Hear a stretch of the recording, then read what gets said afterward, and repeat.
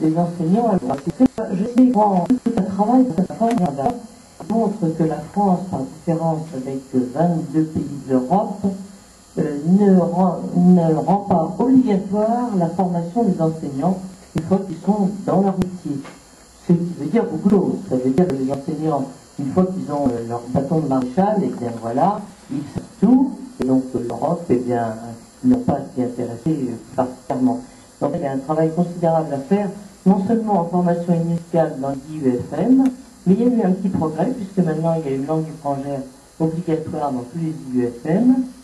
C'est déjà quelque chose, on espère aller plus loin, mais il y a surtout aussi toute cette formation lifelong learning, cette formation au cours de la carrière des enseignants qui est amenée. Alors maintenant on reprend espoir, on va voir ce qu'on peut faire avec Michel Rocard et autres, mais il faut tenir le bâton parce que sinon on n'arrivera à rien. Voilà. Je voulais faire une petite remarque également. Bon, il y a le côté enseignement, bon, ça viendra, gardons espoir, mais je pense qu'il y a tous les autres, c'est-à-dire nous.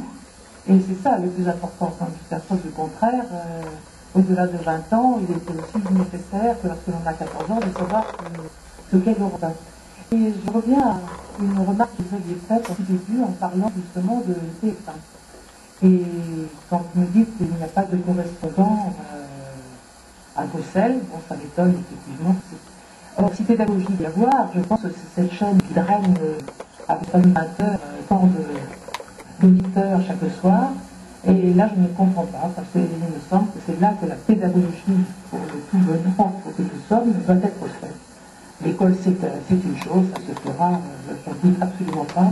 Mais comment faire? Et je ne comprends pas pourquoi. Est-ce qu'il y a une explication pourquoi cette chaîne refuse d'entrer dans la bataille pédagogique?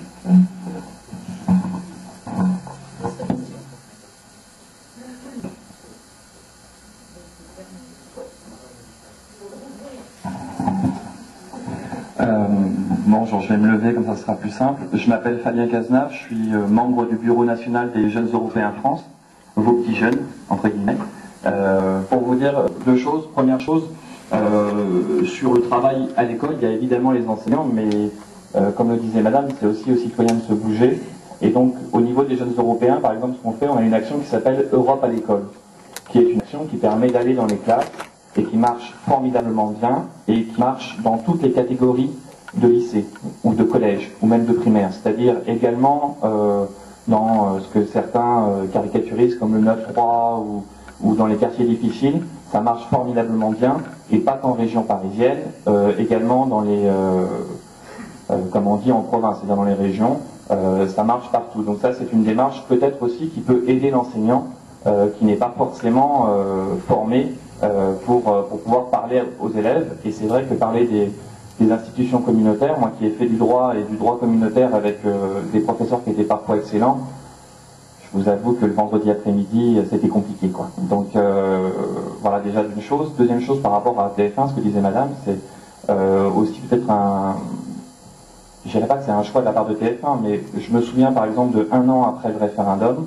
en 2006, pour le 29 mai, je me souviens que les jeunes européens avaient fait une action place de la Bastille, donc pour informer un an après, qu'est-ce que vous voulez faire, qu'est-ce que vous en pensez, qu'est-ce que vous voudriez qu'on fasse maintenant. Et je me souviens qu'à 13h, le reportage de TF1, qu'est-ce qu'ils avaient fait? Ils avaient fait un reportage sur le marchand de tabac qui était à la frontière espagnole, qui avait plus de clients, et en gros qui allait fermer dans un mois ou dans un an. Quoi. Donc c'est aussi la difficulté, c'est ce que disait votre collègue du Parisien, c'est que des fois on essaye de parler de l'Europe, et ce qui intéresse les gens c'est de savoir comment est-ce que c'est mieux ou moins bien ailleurs. Des fois c'est aussi parler concrètement des petites informations et aussi quelles sont les... Enfin, je veux dire, moi ça m'avait choqué parce que parler du 29 mai de cette manière-là, c'est totalement dommageable, et en plus ça n'est pas nos hommes politiques, enfin, nos hommes et nos femmes politiques devant le rôle, qui est justement de nous sortir un petit peu de ce guêpier où on s'est fourré nous-mêmes, mais bon, c'est un choix démocratique. Et donc comment est-ce qu'on fait aujourd'hui pour que nos hommes politiques puissent s'exprimer sur l'Europe? Parce que je sais que par exemple les partis européens, enfin il existe des partis européens, mais nos hommes politiques ne s'expriment pas non plus au niveau en termes européens. Je me souviens de la campagne du Parti Socialiste en 2004 au moment des européennes qui n'avaient pas été super, et résultat des courses, un an après, on s'était pris sur ah oui, mais l'Europe, elle va nous perdre nos services publics, par exemple. Alors que le Parti Socialiste, il y a des gens très européens, et qui militent beaucoup. Je sais qu'il y en a qui sont au mouvement européen, et il y en a même là, sûrement, et des gens de droite aussi. Mais donc, il n'y a pas que les médias, mais c'est vrai que les médias ont aussi un rôle dans l'information auprès de nos citoyens. Je voudrais quand même dire quelque chose, c'est que le problème de la vulgarisation, en quelque sorte, hein, de la pédagogie, bien sûr, il se pose à Bruxelles pour un journaliste, mais il se pose de toute façon pour n'importe quel journaliste qui suit un sujet difficile, délicat. C'est vrai pour un journaliste économique qui doit parler de la finance internationale ou de la bourse. C'est vrai d'un journaliste de politique internationale qui traite Proche-Orient, etc. Il faut tout le temps recommencer cet effort de pédagogie, de vulgarisation. Donc, c'est pas spécifique à Bruxelles, il ne faut pas le croire. Voilà, c'était juste un signe. Chaque fois, souvenance de ce que m'a appris mon maître en affaires européennes, qui était aussi un Baudouin, c'est Landorda. On a toujours appris que l'actualité a toujours une histoire. Ça, c'est partie de la pédagogie. Tu as raison au niveau de la pédagogie. Quand Camer parle des 7 États membres, système complexe, et pourtant ça fonctionne, ça me fait penser à Syntex, hein, c'est un peu dessine-moi un mouton. Mais voilà, le mouton, on l'a dessiné, c'est aujourd'hui l'Union européenne. Ce qui est intéressant, au-delà, on va passer au-delà de la pédagogie, c'est à travers la pédagogie. C'est vrai que souvent, on répète la même chose, c'est important de répéter. Mais c'est aussi de pouvoir initier les questions. Il y a deux exemples très actuels qui sont très intéressants et qui nous posaient nombre de questions sur le rôle des institutions et de l'Union européenne aujourd'hui. La Grèce, les incendies et la Pologne. La Pologne, on se trouve dans une situation qui est catastrophique, c'est ubuesque, c'est Kafka, c'est n'importe quoi, c'est Kaczynski, c'est n'importe quoi. On forme un gouvernement, on démissionne les ministres, les missiles, et après les ministres accusent les frères jumeaux d'avoir été écoutés, espionnés, etc. On ne sait pas du tout où va la Pologne. Et première question, se dit, mais comment une crise telle qu'elle est aujourd'hui dans un État membre, comment l'Union peut-elle et doit-elle réagir? Est-ce qu'on laisse faire ou est-ce qu'à un moment, l'Union dit, attendez, ça va trop mal chez vous, on va à la catastrophe, alors qu'on s'en mêle.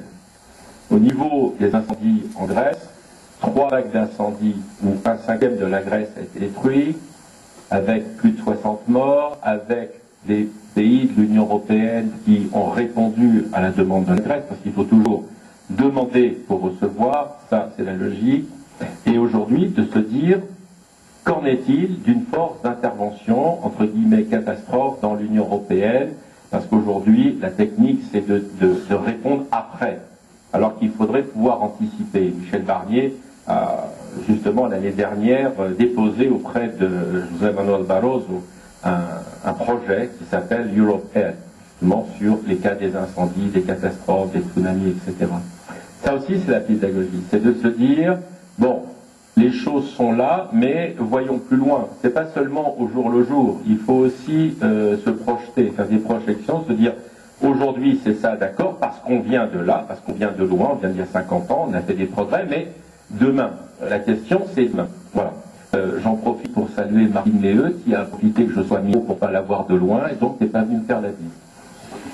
Alors, je suggère que nous continuions. Donc j'ai prévu un petit topo sur les relations des correspondants bruxellois avec leur rédaction parisienne.